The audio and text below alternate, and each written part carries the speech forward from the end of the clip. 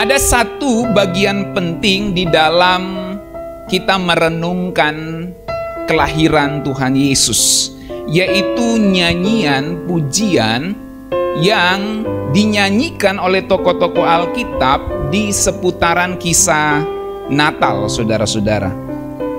Itu sebabnya pada hari ini saya berikan judul khotbah saya 4 nyanyian pujian Natal. Saudara-saudara, dalam tradisi gereja itu setidaknya ada 4 pujian seputar Natal. Yang disebut yang pertama Magnificat. Ini adalah nyanyian pujian dari Maria.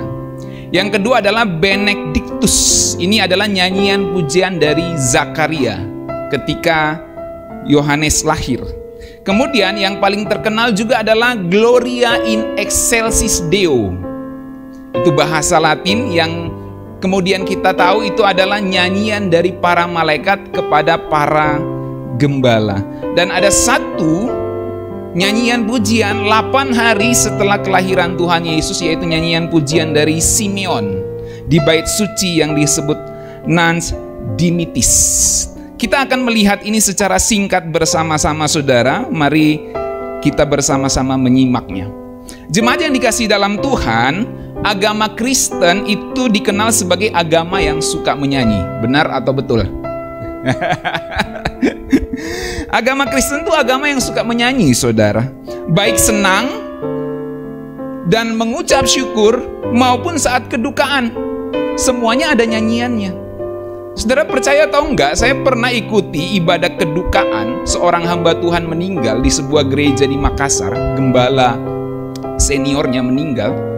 Nyanyiannya di situ apa? Karena dia backgroundnya gereja Pantekosta. Saudara tahu apa nyanyiannya? Ku menang bersama Yesus Tuhan. Ini ibadah kedukaan. Saudara, luar biasa. Kalau saudara mau tahu nama gerejanya, ya. Jadi itu, saudara, di ibadah kedukaan nyanyiannya ku menang bersama Yesus Tuhan. Kenapa? Karena memang orang Kristen tidak menganggap kematian sebagai sesuatu yang mengerikan, tetapi sebagai sebuah pintu, sebuah jalan untuk berjumpa dengan Tuhan. Sebab dengan kematian Kristus, kedatangan Kristus ke dunia dan kematian serta kebangkitannya, ada pengharapan bagi kita semua. Jadi memang gak heran agama Kristen di dalam penderitaan sekalipun, di dalam duka sekalipun, tetap ada nyanyiannya, saudara. Nah, tentu beberapa alasan bisa diberikan selain soal liturgi dan lain-lain. Salah satu alasannya kenapa agama Kristen itu disebut sebagai agama yang suka menyanyi, salah satu alasan yang utama menurut saya adalah karena kelahiran Sang Juru Selamat yang dipercayai oleh orang Kristen, itu kelahirannya disambut dengan nyanyian pujian. Setidaknya ada 4 nyanyian pujian yang akan kita pelajari secara singkat bersama-sama. Dan menariknya, semua nyanyian pujian ini ada dalam kitab Lukas, saudara. Hanya di 2 pasal itu. Dalam Lukas 1-2, 4 nyanyian pujian seperti yang saya sebutkan tadi, itu semua menyambut Sang Juru Selamat. Yang pertama tadi nyanyian pujian Maria, Magnificat. Nyanyian pujian Zakaria, Benedictus, dalam tradisi gereja disebut begitu, Benedictus. Lalu nyanyian malaikat, ini yang terkenal, Gloria in Excelsis Deo, Gloria in Excelsis Deo, gitu ya. Kemudian nyanyian Simeon yang cukup jarang disampaikan, yaitu Nunc Dimittis, ya. Mari kita lihat bersama-sama secara cepat, saudara-saudara. Yang pertama, nyanyian pujian Maria yang disebut Magnificat. Nyanyian pujian ini adalah nyanyian pujian Maria saat berkunjung ke Elizabeth. Jadi sebelum kelahiran Tuhan Yesus, Maria berkunjung ke Elizabeth, lalu bayi di dalam kandungan Elizabeth itu ngelonjak. Si Yohanes nih dalam kandungan Nabi Yohanes. Lalu Elizabeth berkata, siapakah aku ini sehingga ibu Tuhanku datang mengunjungi aku? Nah, saudara-saudara, nyanyian pujian Maria itu ada dalam Lukas 1 ayat 46-56. Dalam terjemahan TB2 dikatakan gini, saudara. Lalu kata Maria, jiwaku memuliakan Tuhan dan hatiku bergembira karena Allah juru selamatku. Lalu ayat yang ke-48, sebab ia telah memperhatikan kerendahan hambanya, sesungguhnya mulai sekarang segala keturunan akan menyebut aku berbahagia. Karena yang Maha Kuasa telah melakukan perbuatan-perbuatan besar kepadaku dan kuduslah namanya. Rahmatnya turun-temurun atas orang-orang yang takut akan Dia. Ia memperhatikan kuasanya, memperlihatkan kuasanya dengan perbuatan tangannya dan mencerai-beraikan orang-orang yang congkak hatinya. Ia menurunkan orang-orang yang berkuasa dari tahtanya dan meninggikan orang-orang yang rendah. Menarik ya pujiannya ini. Ia melimpahkan segala yang baik kepada orang lapar dan menyuruh orang yang kaya pergi dengan tangan hampa. Ya, jadi yang kaya-kaya disuruh pergi nih saudara, dengan tangan hampa. Ia menolong Israel hambanya karena ia mengingat rahmatnya seperti yang dijanjikannya kepada nenek moyang kita, kepada Abraham dan keturunannya untuk selama-lamanya. Nah saudara-saudara, kenapa nyanyian pujian Maria ini disebut dengan Magnificat? Magnificat itu sebenarnya dari kata magnify dalam bahasa Inggris yang ada di Lukas 1 ayat 46. Kalau kita baca dalam terjemahan King James Version, and Mary said, my soul doth magnify the Lord. Jadi memuliakan, itulah magnify, memuliakan. Dari situlah dijadikan kata Magnificat. Sehingga nyanyian pujian Maria itu adalah nyanyian yang memuliakan Tuhan yang begitu mengasihi Dia. Secara cepat saja, apa yang bisa kita pelajari dari Magnificat Maria ini, saudara? Yang pertama, menarik ya, ketika Maria itu dikaruniai bayi di dalam kandungannya, lalu kemudian dia memuji Tuhan. Dan waktu dia memuji Tuhan, dia nggak ngomongin langsung soal dia dan anaknya ini, saudara. Tapi dia ngomongin juga, bukan hanya ngomongin itu maksudnya, tapi dia ngomongin juga bagaimana Tuhan adalah Tuhan yang memperhatikan orang-orang yang rendah dan lemah.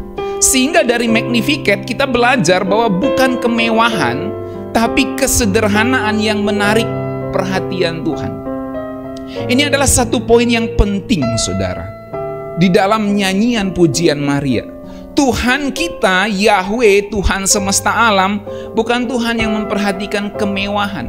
Kalau saudara baca tadi, orang kaya disuruh pergi dengan tangan hampa. Para penguasa diturunkan dari tahtanya. Kenapa? Karena Tuhan tidak memperhatikan kemewahan, tidak tertarik dengan kemewahan, tapi Tuhan begitu tertarik dengan kesederhanaan. Tuhan concern sama yang dianggap weak dan yang dianggap low key, yang dianggap sederhana, yang dianggap orang-orang yang di skip, yang tidak perlu diperhatikan oleh dunia. Justru itu yang diperhatikan oleh Allah. Ia memperhatikan yang terpinggirkan, termarginalkan, dan yang di skip oleh kebanyakan orang. Itulah Tuhan kita. Makanya di dalam nyanyian pujian Maria, saudara temukan Tuhan gak suka sama orang yang congkak. Coba saudara baca tadi di pasal yang ke-1 ayat yang ke mana tadi dia? Ayat yang ke-51. Perhatikan ya. Mencerai-beraikan orang-orang yang congkak hati. Nah, yang congkak hatinya itu dijelaskan apa sih yang buat orang congkak. Nah, dikasih contoh dua hal di situ. Di ayat selanjutnya. Nah, kalau saudara baca kan harus, kenapa ada penguasa, kenapa ada orang kaya? Gitu. Kan pertanyaannya gitu, kenapa penguasa direndahkan Tuhan, kenapa orang kaya disuruh pergi dengan tangan hampa? Kenapa yang lemah, kenapa yang rendah justru diperhatikan oleh Tuhan? Karena Tuhan tidak suka dengan kecongkakan, kesombongan. Makanya di ayat 52 dijelaskan, yang congkak itu adalah yang berkuasa. Biasanya orang kalau sudah punya jabatan, punya kekuasaan jadi congkak, jadi sombong. Kemudian orang-orang yang kaya, biasanya orang kalau sudah punya harta banyak mulai jadi sombong, saudara. Itu sebabnya Tuhan mengatakan Dia memperhatikan orang-orang yang rendah. Dan dari situ kita belajar bahwa Tuhan tidak tertarik dengan kemewahan. Dia tertarik dengan kesederhanaan. Tuhan gak suka sama orang congkak yang contohnya di situ adalah penguasa dan orang kaya. Bisa di next ke slide yang tadi. Jadi memang tentu tidak semua penguasa dan orang kaya itu congkak, saudara. Ada yang memang diproses dan sampai pada tingkat kaya maupun penguasa dia tetap rendah hati. Tetapi nyanyian pujian Maria ini menggambarkan sebuah fenomena umum yang terjadi ketika orang sudah berpendidikan tinggi, ketika orang sudah punya jabatan, ketika sudah orang punya kekayaan, hartanya mulai banyak, dia mulai congkak. Dia mulai ngerasa saya bisa sendiri tanpa Tuhan. Hal ini tidak mengherankan, saudara, sebab pengetahuan yang bertambah, relasi yang bertambah dengan orang-orang besar, jabatan dan harta kekayaan itu dapat membuat seseorang sombong dan melupakan Tuhan. Sehingga nyanyian pujian Maria atau Magnificat Maria itu mengingatkan kita bahwa Tuhan kita adalah Tuhan yang tidak memperhatikan kemewahan, tapi Dia memperhatikan orang-orang yang rendah hati. Dia memperhatikan orang-orang yang terpinggirkan, dan kesederhanaan itu begitu menarik perhatian Tuhan, saudara. Yang kedua, apa yang kita pelajari dari Magnificat Maria? Yang kedua, Tuhan bukan lupa, tapi ingat. Dan itu yang Tuhan lakukan dengan perjanjiannya. Dia nggak lupa, tapi Dia ingat dengan perjanjiannya. Saudara-saudara, Tuhan pasti mengingat perjanjiannya. Cepat atau lambat digenapinya dalam hidup kita, itu adalah soal kedaulatan Tuhan, saudara. Tetapi hal yang pasti dari Magnificat Maria kita pelajari, Dia Tuhan yang memperhatikan atau pasti menggenapi janjinya. Kalau saudara baca Galatia 4 ayat 4, kita baca sama-sama yuk. 1, 2, 3. Tetapi setelah genap waktunya, Allah mengutus anaknya yang lahir dari seorang perempuan dan takluk kepada hukum Taurat. Jadi genap waktunya. Kenapa penting setelah genap waktunya? Karena waktu Tuhan itu adalah kedaulatannya. Dan dari situ kita mempelajari bahwa kalau Dia berjanji, Dia pasti menggenapinya, cepat atau lambat. Dia sudah datang yang pertama kali dan itu sudah digenapi. Itu menggenapi semua nubuatan dalam perjanjian lama. Dan Dia akan datang yang kedua kali, saudara, untuk menjemput kita semua masuk ke langit baru dan bumi baru. Dan itu pasti digenapi, cepat atau lambat. Amin, saudara-saudara. Itu hal kedua yang kita pelajari dari Magnificat Maria. Secara cepat saja kita pelajari kemudian nyanyian Sakaria. Ini nyanyian pujian berikutnya di dalam kisah Natal. Benedictus itu terdapat di Lukas 1 ayat 67 sampai 79. Benedictus ini dilantunkan setelah Nabi Yohanes lahir, dan itu adalah lagu bahagia dari Imam Sakaria tentang janji-janji Tuhan yang jadi kenyataan di dalam hidupnya. Benedictus ini secara sederhana itu ngenalin peran Yohanes. Jadi apa sih di nyanyian pujiannya Sakaria? Kalau nyanyian pujian Maria tadi menunjukkan Tuhan itu memandang orang-orang yang sederhana dan Dia pasti menepati janjinya. Kalau nyanyian pujian Sakaria atau Benedictus itu intinya apa? Nah, intinya itu ngenali anaknya Sakaria, yaitu Yohanes yang baru lahir, sebagai nabi yang mempersiapkan jalan bagi Tuhan. Nabi yang mempersiapkan jalan bagi Mesias. Kayak lagu anak sekolah minggu kan? Berjalanlah, berjalanlah melalui pintu gerbang, bukalah, bukalah jalan raya, gitu ya. Saya waktu Natalan tuh gitu ya. Waktu sekolah minggu, bukalah, bukalah jalan raya. Jadi itu menggambarkan peran Yohanes. Dia membuka jalan bagi Mesias.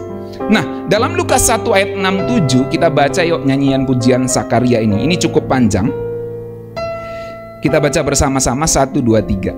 Dan Sakaria ayahnya penuh dengan Roh Kudus lalu bernubuat, katanya, terpujilah Tuhan Allah Israel, sebab ia melawat umatnya dan membawa kelepasan baginya. Ia menumbuhkan sebuah tanduk keselamatan bagi kita dalam keturunan Daud, hambanya itu. Stop dulu. Menarik ya. Dia anaknya baru lahir nih. Anaknya si Yohanes ini baru lahir. Tapi nyanyian pujiannya itu bicara Tuhan yang melawat umatnya dan menumbuhkan sebuah tanduk keselamatan dalam keturunan Daud. Ini bicara tentang Mesias. Sakaria tahu anaknya bukan Mesias, tapi anaknya ini mempersiapkan jalan bagi Mesias. Jadi dia waktu nyanyian pujian, Sakaria ini mengungkapkan Benediktus itu, dia nggak langsung ngomongin soal Yohanes. Dia ngomongin soal Mesias dulu. Nanti di ayat selanjutnya baru dia ngomongin soal Yohanes. Kita baca lagi selanjutnya. Ayat 70. Seperti yang telah difirmankannya sejak purbakala oleh mulut nabi-nabinya yang kudus, untuk melepaskan kita dari musuh-musuh kita, dari tangan semua orang yang membenci kita, untuk menunjukkan rahmatnya kepada nenek moyang kita dan mengingat akan perjanjiannya yang kudus. Mirip dengan Magnificat Maria. Tuhan mengingat perjanjiannya. Dan ini bicara peran Mesias yang akan melepaskan kita dari musuh-musuh kita dan menunjukkan rahmatnya karena dia mengingat perjanjiannya dengan nenek moyang Daud, nenek moyang Israel, yaitu Abraham, Ishak, dan Yakub. Jadi dia belum ngomongin anaknya. Ya, saudara bayangkan ya, misalnya Elois baru lahir terus Pak Dolok ngomongin anaknya orang gitu kan. Jadi agak aneh gitu. Tapi itulah nyanyian pujiannya, karena memang ini anaknya mempersiapkan jalan bagi Mesias. Makanya kalau saudara baca di ayat sebelumnya tadi, itu adalah lagu nubuatan. Ya kan, di ayat 67, Sakaria penuh dengan Roh Kudus lalu bernubuat. Makanya nyanyiannya itu tidak langsung soal Yohanes, tapi soal Yesus Kristus, Sang Mesias yang belum lahir tapi akan lahir saat itu. Nah, kemudian ayat 73, yaitu sumpah yang diucapkannya kepada Abraham bapa leluhur kita, bahwa ia mengaruniai kita supaya kita terlepas dari tangan musuh dan dapat beribadah kepadanya tanpa takut di dalam kekudusan dan kebenaran di hadapannya seumur hidup kita. Nah, baru dia ngomongin anaknya di ayat 76. Coba lihat. Dan engkau, hai anakku, tuh kan? Berarti yang tadi bukan soal anaknya, itu soal sosok atau pribadi yang dipersiapkan kedatangannya oleh anaknya yang baru lahir ini. Engkau, hai anakku, akan disebut Nabi Allah yang Maha Tinggi, karena engkau akan berjalan mendahului Tuhan untuk mempersiapkan jalan baginya. Jadi yang lahir itu kalau disebut Tuhan, kurios, bagi orang Yahudi itu sudah sederhana, Yahweh, nggak ada yang lain. Makanya Yesus tuh Yahweh, nggak boleh nggak Yahweh, saudara. Dia harus Yahweh yang berinkarnasi. Karena engkau berjalan mendahului Tuhan untuk mempersiapkan jalan baginya, untuk memberikan kepada umatnya pengertian akan keselamatan berdasarkan pengampunan dosa-dosa mereka. Lihat beritanya Yohanes Pembaptis, bertobatlah sebab kerajaan Allah sudah dekat. Ayat 78, dan oleh rahmat dan belas kasihan dari Allah kita, dengan mana ia melawat kita surya pagi dari tempat yang tinggi. Jadi digambarkan ketika Allah melawat kita. Melawat di situ sebenarnya bisa diartikan mengingat dari teks Yunaninya, saudara. Ketika Allah mengingat, tidak melupakan kita dengan sengaja, itu yang disebut melawat di situ. Itu seperti surya pagi dari tempat yang tinggi, seperti matahari yang menyinari waktu pagi dan mulai menghilangkan kegelapan malam dan subuh itu, saudara. Jadi untuk menyinari mereka yang diam dalam kegelapan, seolah dunia ini gelap, dan kemudian dengan kedatangan Yohanes Pembaptis mulai ada titik sinar itu, saudara. Walaupun dia bukan terang itu, tetapi dia mulai ada titik sinar karena dia mempersiapkan jalan dari sang terang yang sesungguhnya, yaitu Yesus Kristus. Untuk menyinari mereka yang diam dalam kegelapan dan dalam naungan maut, untuk mengarahkan kaki kita kepada jalan damai sejahtera. So, secara cepat saja saudara, apa yang kita bisa pelajari? Tentu banyak. Tapi satu poin yang saya mau kita renungkan bersama-sama dari Benediktus ini, nyanyian pujian Sakaria. Dari Benediktus kita belajar Tuhan menggenapi perjanjiannya menyelamatkan kita. Supaya, nah ini yang penting, supayanya itu yang penting. Jadi seperti nyanyian pujian Maria, Tuhan itu Tuhan yang mengingat perjanjiannya.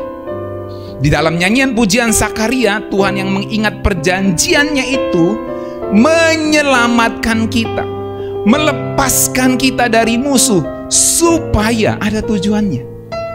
Jadi kedatangan Tuhan Yesus itu punya tujuan. Supaya apa? Supaya kita beribadah kepadanya dalam kekudusan dan kebenaran di hadapannya seumur hidup kita. Yang mau dan percaya katakan amin. Amin. Supaya kita beribadah. Jadi kalau Tuhan nyelamatin kita bukan supaya kita buat dosa lagi, tapi supaya kita beribadah kepadanya. Sama seperti bangsa Israel yang ditebus keluar dari Mesir. Yahweh berkata melalui Musa kepada Firaun, biarkanlah anakku itu pergi, supaya mereka bisa beribadah kepadaku di padang gurun. Demikianlah ketika Yahweh menebus kita di dalam Yesus Kristus, supaya kita bisa beribadah kepadanya dalam kekudusan dan kebenaran di hadapannya seumur hidup kita. Bukan 5 tahun, 2 tahun, tapi seumur hidup kita. Kita harus hidup di dalam kekudusan dan kebenaran. Yang ketiga, nyanyian pujian malaikat. Menarik saudara ya. Gloria in excelsis Deo. Di dalam Lukas 2 ayat 13 sampai 14. Lagu ini, Gloria in excelsis Deo, itu jadi heboh waktu Natal pertama. Nah, kalau yang tadi itu sebelum Natal, yang ini saat Natal. Saat Tuhan Yesus lahir, para gembala lagi di padang, Maria dan Yusuf lagi di kandang di Bethlehem atau di tempat lahirnya itu. Malaikat lagi konser di sebelah sana. Jadi Maria dan Yusuf lagi timang bayi ini baru lahir gitu kan, di dalam palungan dielus-elus. Malaikat pergi konser di padang sana bersama dengan para gembala. Penontonnya para gembala, saudara. Jadi malaikat-malaikat itu bikin konser di depan gembala-gembala dan nyanyiannya singkat aja. Ya, saya nggak tahu apakah ada drum, ada piano, ada keyboard, ada saksofon waktu itu. Tapi yang pasti malaikat konser saat itu dan kemudian mereka menyanyikan Gloria in excelsis Deo. Ini adalah merupakan ungkapan yang kemudian diterjemahkan dalam bahasa Latin sebagai Gloria in excelsis Deo, yang kita artikan kemuliaan bagi Allah di tempat yang maha tinggi. Simfoni surgawi ini saudara mencerminkan kegembiraan para malaikat, sukacita para malaikat, dan bukan hanya itu, ini mencerminkan penghormatan terhadap kelahiran Sang Juru Selamat di kota Daud saat itu. Kita baca sama-sama Lukas 2 ayat 13 saudara. 1, 2, 3. Dan tiba-tiba tampaklah bersama-sama dengan malaikat itu, satu malaikat yang ngomong sama para gembala awalnya gitu ya. Lalu jadi waktu dia berhadapan dengan para gembala itu malaikatnya cuma satu dulu saudara. Setelah selesai dia ngomong Yesus lahir di kota Daud, bikin konser lah mereka. Jadi kalau kita bayangin di era modern, mungkin malaikatnya langsung ambil handphone. Bentar dulu ya, gue telepon. Halo, sudah siap nih? Sudah prepare di belakang panggung? Siap? Kita muncul di depan gembala. Teng, Gloria in excelsis Deo. Kayak Ripom 21 jadinya.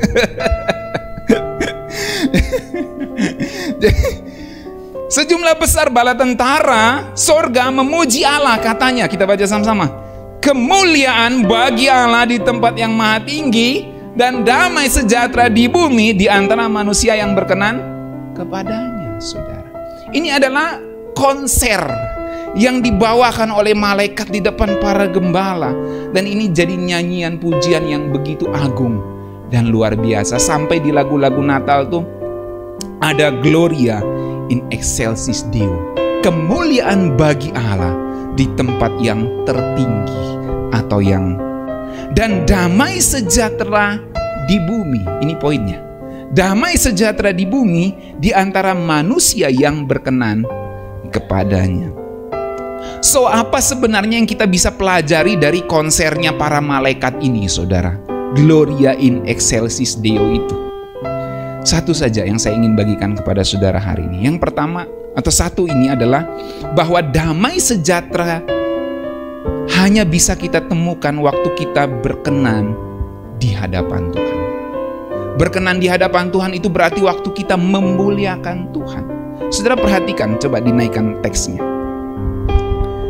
Kemuliaan bagi Allah di tempat yang maha tinggi, dan damai sejahtera di bumi di antara manusia yang berkenan kepadanya.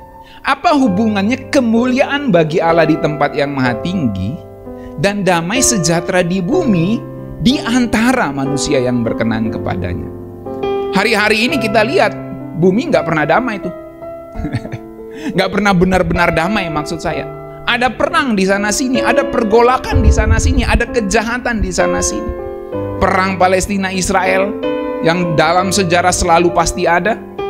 Lalu perang Rusia Ukraina yang cukup besar saat ini yang mempengaruhi Eropa, mempengaruhi perdagangan, rantai perdagangan dunia, sehingga barang-barang dalam beberapa waktu yang lalu itu naik, saudara, termasuk minyak, saudara.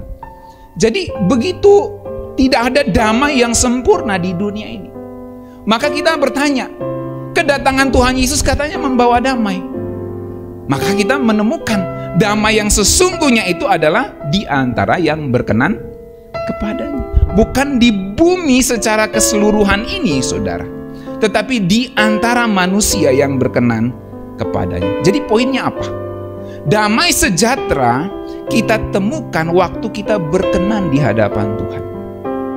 Orang-orang yang berkenan di hadapan Tuhan akan menemukan damai sejahtera yang sejati itu. Kita boleh berada dalam kondisi peperangan, kondisi yang paling sulit sekalipun, tetapi hati kita bisa tetap merasakan damai sejahtera. Karena apa? Karena kita berkenan di hadapannya. Dan itu adalah hidup yang memuliakan Allah dengan sesungguhnya. Sehingga damai sejahtera itu soal sikap hati, bukan keadaan dunia. Sekali lagi, damai sejahtera itu soal sikap hati kita, bukan soal keadaan dunia. Karena keadaan dunia ini nggak pernah sungguh-sungguh damai sejahtera, saudara. Sampai Tuhan Yesus datang, Alkitab sudah kasih tahu akan ada peperangan di sana sini, pergolakan di sana sini. Itu sebabnya damai sejahtera itu soal sikap hati yang berkenan di hadapan Tuhan. Artinya kita bisa merasakan damai sejahtera itu waktu kita memuliakan Dia dengan hidup berkenan kepadanya. Amin, saudara-saudara. Jadi nyanyian pujian malaikat itu memberikan jawaban bagi semua orang yang mencari damai di dunia ini, bahwa damai yang sejati hanya engkau bisa temukan di dalam Sang Putra Natal yang lahir di Bethlehem 2000 tahun yang lalu. Kalau engkau menerima Dia di dalam hidupmu dan hidup berkenan kepadanya, engkau merasakan damai sejahtera yang sesungguhnya. Orang bisa punya fasilitas kekayaan, orang bisa hidup mewah, hidup senang, dilayani oleh pembantu-pembantu yang banyak, tapi tetap merasa kosong. Orang bisa populer, punya follower yang begitu luar biasa, tapi tetap merasa kosong. Karena apa? Karena dia nggak berkenan kepada Tuhan. Tapi kalau dia berkenan kepada Tuhan, dia akan menemukan damai sejahtera yang sejati di situ, saudara. Kenapa banyak orang, anak-anak muda jatuh di dalam dosa? Karena dia tidak mencari damai sejahtera yang sesungguhnya dengan hidup berkenan kepada Tuhan. Maka hidup yang berkenan kepada Tuhan adalah kunci merasakan damai sejahtera yang sesungguhnya. Amin, saudara-saudara. Yang terakhir, nyanyian Simeon. Nans Dimitis. Ini terdapat di dalam Lukas 2 ayat 28 sampai 32, Saudara. Dan ini adalah nyanyian atau lagu yang Simeon nyanyiin setelah ketemu bayi Yesus Kristus yang berumur 8 hari di bait suci. Nah, Simeon saat itu seperti para malaikat nggak mau kalah. Walaupun kali ini dia single konser, nggak panggil teman-temannya. Dia nggak dance seperti dance Korea, BTS dan lain-lain. Tapi dia single nih, dia keluarin album singlenya gitu. Dia nyanyiin bahwa anak itu, inti nyanyiannya adalah anak itu, bayi yang umur 8 hari ini adalah penyelamat dan terang bagi bangsa-bangsa. Ini sebuah kesaksian yang luar biasa. Seorang opa, seorang opung, ya, seorang kakek yang belum pernah lihat seorang anak, tiba-tiba lihat anak lalu dia bilang, ini penyelamat bangsa-bangsa. Siapa kakek ini? Siapa anak itu? Siapa bapak mamanya? Tidak ada yang kejadian seperti itu, Saudara, dimanapun selain di sini. Maka ketika Simeon ngelihat bayi Yesus Kristus yang berumur 8 hari, Roh Kudus menguasai hidupnya dan dia kemudian menyanyikan sebuah single, sebuah lagu yang kemudian tercapture, terabadikan sepanjang sejarah bahwa Yesus Kristus adalah penyelamat dan terang bagi bangsa-bangsa. Dan setelah dia nyanyi ini, dia selipkan satu lirik di nyanyian pujiannya itu. Akhirnya gua bisa tidur tenang. Gua bisa tidur tenang meninggalkan dunia karena melihat juru selamat yang sudah dijanjikan. Jadi rupanya selama ini Simeon sejak mendapat ilham dari Tuhan, dia nggak bisa tidur tenang, Saudara. Nggak bisa tidur tenang, nggak bisa juga meninggal dengan tenang, Saudara. Karena dia belum melihat janji Tuhan yang sudah dimuatan dalam perjanjian lama, yang sudah diberitakan di perjanjian lama, dia belum lihat janjinya. Belum lagi yang nubuatan pribadi atau ilham pribadi kepada dia. Kok belum datang ini bayi yang akan menyelamatkan bangsa-bangsa? Tapi begitu dilihat bayi Yesus yang berumur 8 hari, masih kecil banget. 8 hari, Saudara. Siapa yang sangka ini adalah seorang juru selamat dunia? Tapi Simeon oleh hikmat Roh Kudus, dia kemudian menubuatkan di dalam single lagunya, anak ini adalah terang dan penyelamat bagi bangsa-bangsa. Dan sekarang gua bisa tidur tenang, gua bisa meninggal dengan tenang karena gua sudah melihat juru selamat yang dijanjikan.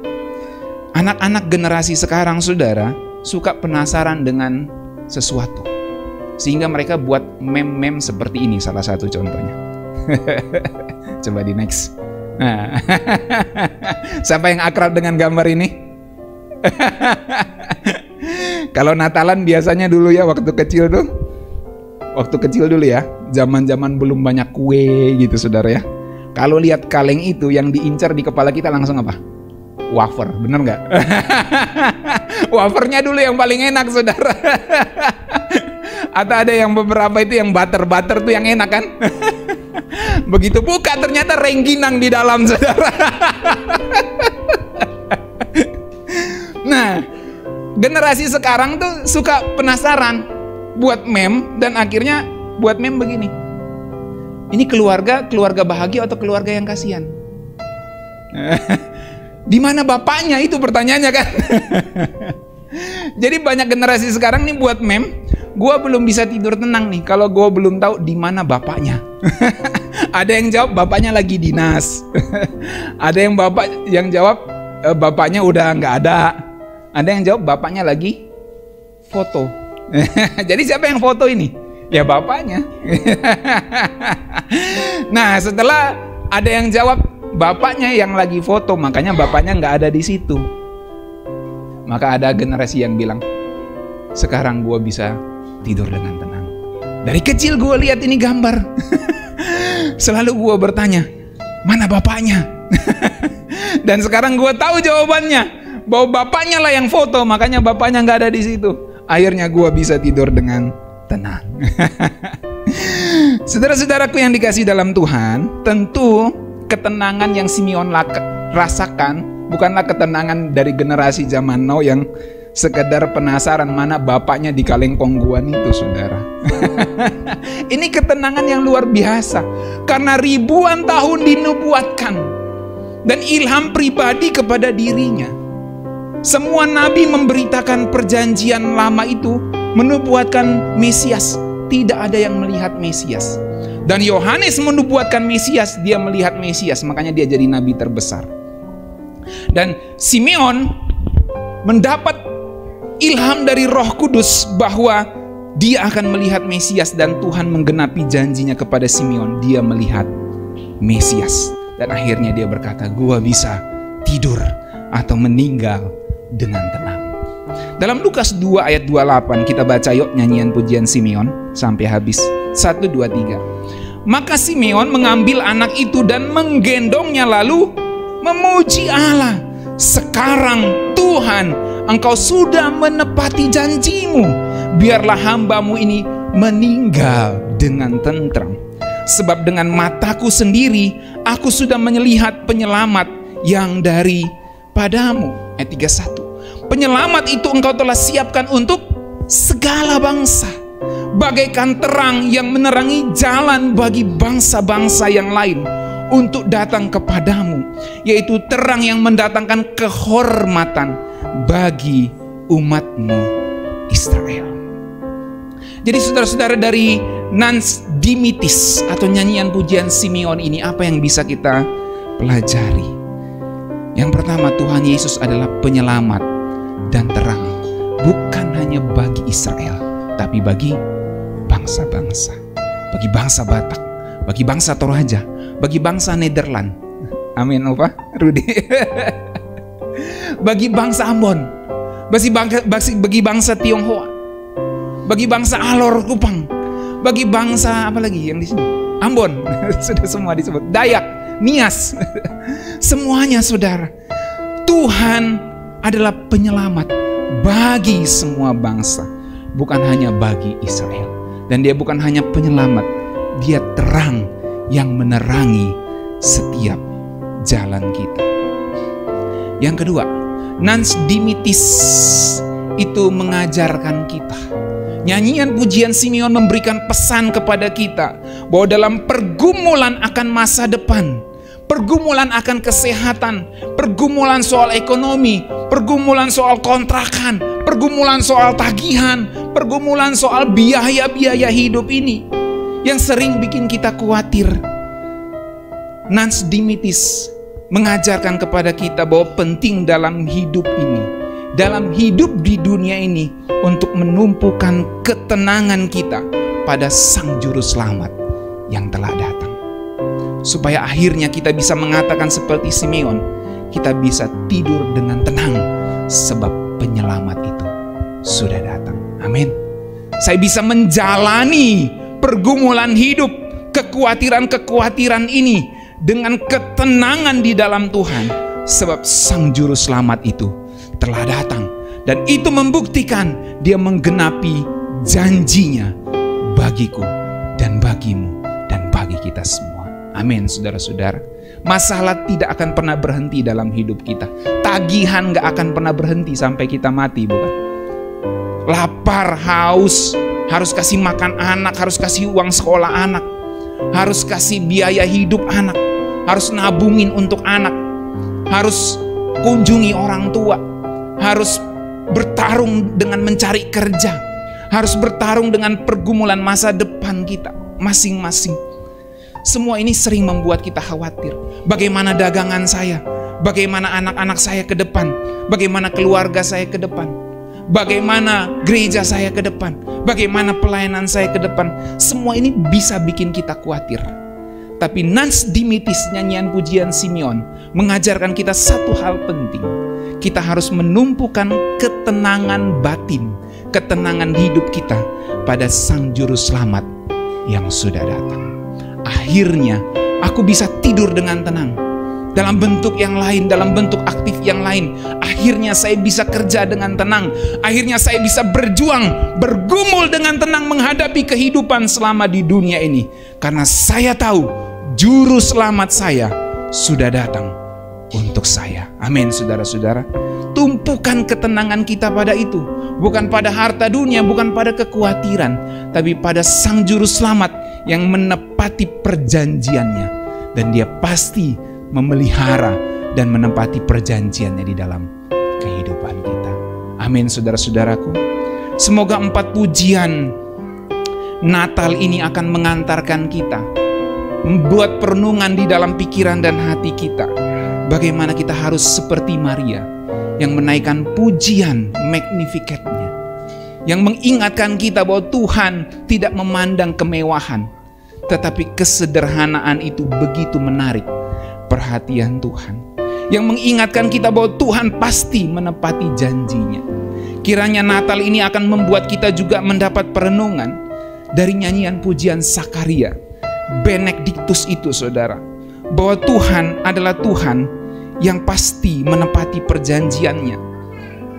Dia adalah Tuhan yang menyelamatkan kita supaya kita hidup beribadah kepadanya dengan kekudusan dan kebenaran. Renungan Natal ini juga mengingatkan kita untuk menyanyikan pujian seperti para malaikat. Gloria in excelsis Deo. Di mana ini mengingatkan kita bahwa damai sejahtera yang sejati, damai sejahtera yang sesungguhnya dapat kita rasakan ketika hidup kita berkenan dan memuliakan Tuhan. Dan yang terakhir, kiranya renungan Natal ini akan terngiang terus di hati kita, di pikiran kita. Ada nyanyian pujian dari seorang bernama Simeon saat Yesus Kristus berumur 8 hari, yang mengingatkan kita bahwa Tuhan adalah penyelamat bukan hanya untuk Israel, tapi untuk bangsa-bangsa. Bahwa kekhawatiran di dunia ini dapat kita hadapi dengan menumpukan ketenangan kita pada Juru Selamat yang sudah datang. Amin, saudara-saudara. Mari kita berdoa bersama.